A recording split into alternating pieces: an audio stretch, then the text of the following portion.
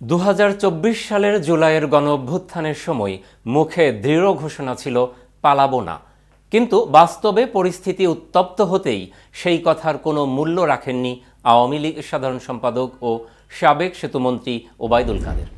নিজে নিরাপদ আশ্রয়ে পালিয়ে গেলেও ফ্যাসিস্ট হাসিনার নেতৃত্বাধীন দলের অনেক নেতাকর্মীকে ফেলে রেখে গেছেন চরম বিপদের মুখে।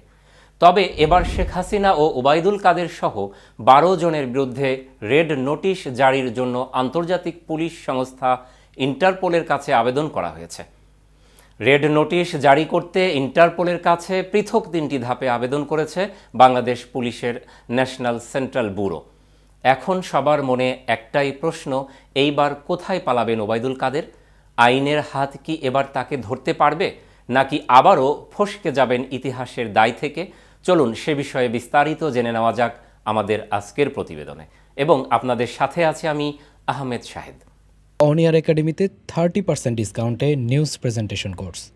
ওবায়দুল কাদের আজ অবস্থান করছেন বিদেশের আরামদায়ক পরিবেশে, আর পেছনে পড়ে আছে তার দলের ছিন্ন ভিন্ন অবস্থা এবং বিচারের মুখোমুখি হওয়া হাজারো কর্মী। এদিকে জুলাইয়ের সেই গণঅভ্যুত্থানের পর আন্তর্জাতিক অঙ্গনেও শুরু হয়েছে আইনি পদক্ষেপ। ক্ষমতাচ্যুত প্রধানমন্ত্রী শেখ হাসিনা সহ 12 জন শীর্ষ নেতার বিরুদ্ধে ইন্টারপোলের রেড নোটিশ জারির জন্য আনুষ্ঠানিক আবেদন করা হয়েছে।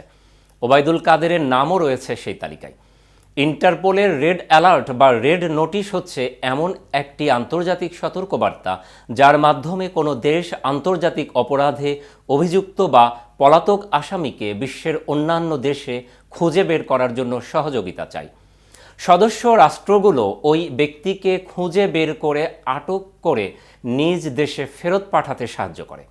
রেড অ্যালার্ট সাধারণত তখনই জারি করা হয় যখন কোনো ব্যক্তি নিজ দেশের আইনে ফৌজদারি মামলার আসামি হিসেবে বিবেচিত হন এবং তার বিরুদ্ধে আদালতের গ্রেফতারি পরোয়ানা থাকে।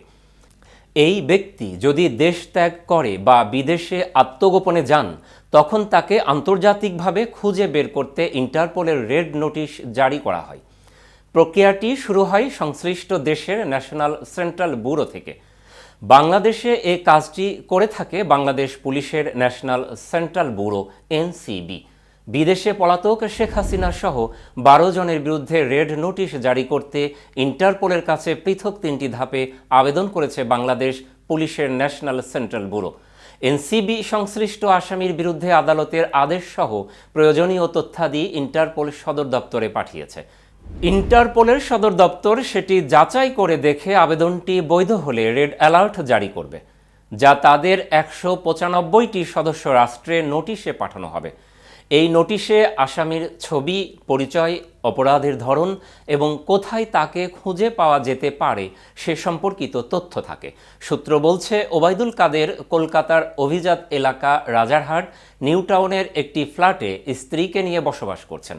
জানা গেছে বর্তমানে তিনি ডিএলএফ নিউ টাউন হাইটস প্লাজায় আছেন।